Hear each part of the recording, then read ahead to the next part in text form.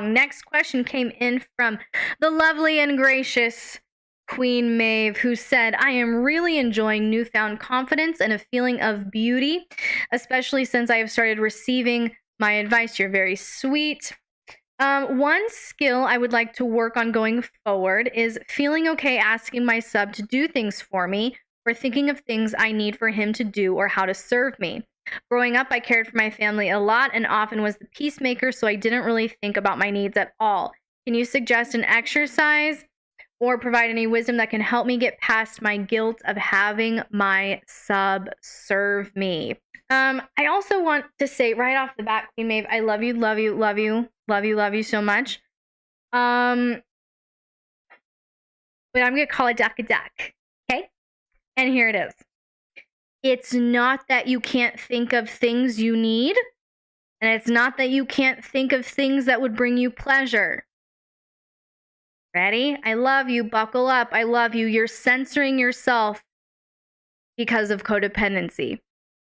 I often refer to it in my sessions as crippling empathy, but really crippling empathy is a manifestation of codependency. When you are so consumed with your feelings of how are they going to respond? How are they going to feel? Are they going to like it? Is this too much? Is this too hard? Is this too soft? Am I being dominant enough? Am I not being like all of these things? Crippling empathy. Crippling empathy. So what you've revealed is this codependency was trained into you as a child. Growing up, I cared for my family a lot, which is not your job as a child. Not your job as a child. But from a very young age, you were the caretaker. Not your job.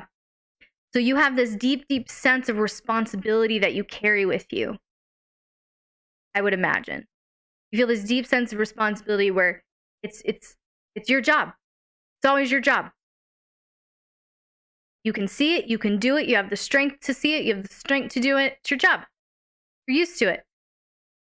Just what I do. Just what I do. Okay? Femdom is going to get you out of that real fast, okay? And we're going to talk about that. So, you're censoring yourself.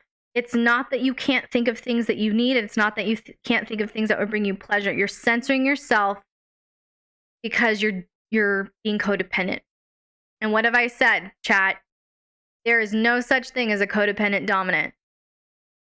You cannot be dominant when you're being codependent.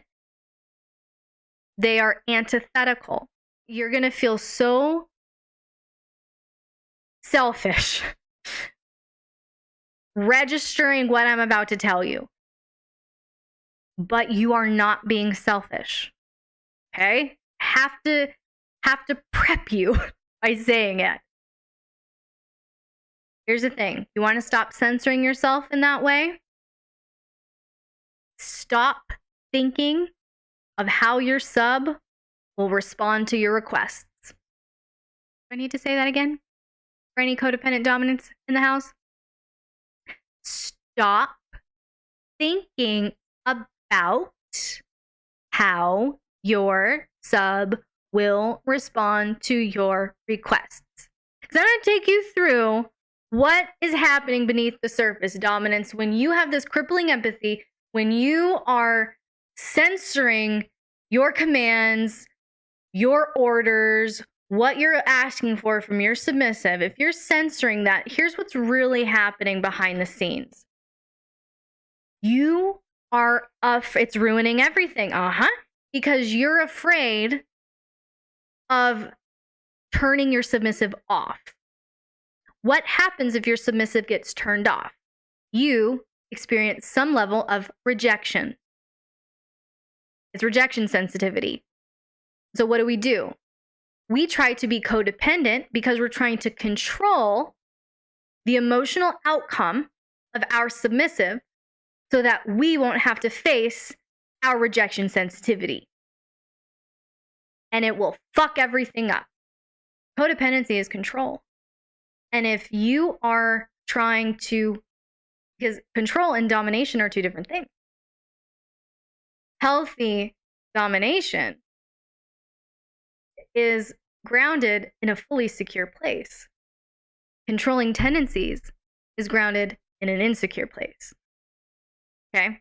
So, dominance. If you feel this crippling empathy where you're so in your head, so consumed with, I can't think of anything for my submissive to do. I can't think of anything that they could take care of for me. I can't think of anything that I would need. I can't think of anything that I would want as a dominant.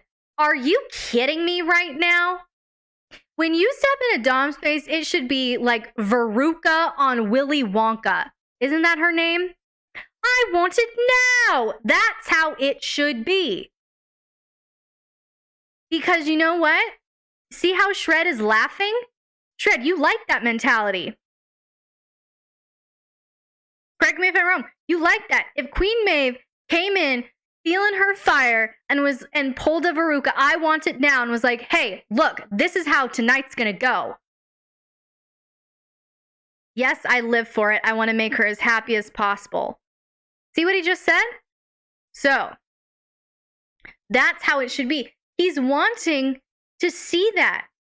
See, you're reading him going, I don't want to be too dominant. I don't want to be too harsh. I don't want to be too aggressive. I don't want to turn him off. I don't want to overstep. I don't want to say the wrong thing. I don't want to do the wrong thing. What he wants is for you to not give a fuck about any of that.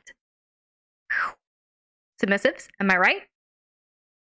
Submissives, how fucking hot is it when your dominant just walks in, knows your limits, knows your boundaries, you try to push, you try to control, you try to do this, and you're like, no, you are not getting anything you want. I get what I want here, beta. Come on, subs. So hot. You are correct. Okay, are we getting the validation that we need here? Sweet codependent dominance. It's awesome. See? That is part of the submissive arousal, where yes, you care about them. Of course you care about them, because you went and took all the time to learn their limits and learn their curiosities, learn the red lights, learn the green lights, like we talked about last time, learn their punishments, learn their punishments, learn all of that. You've already done the work.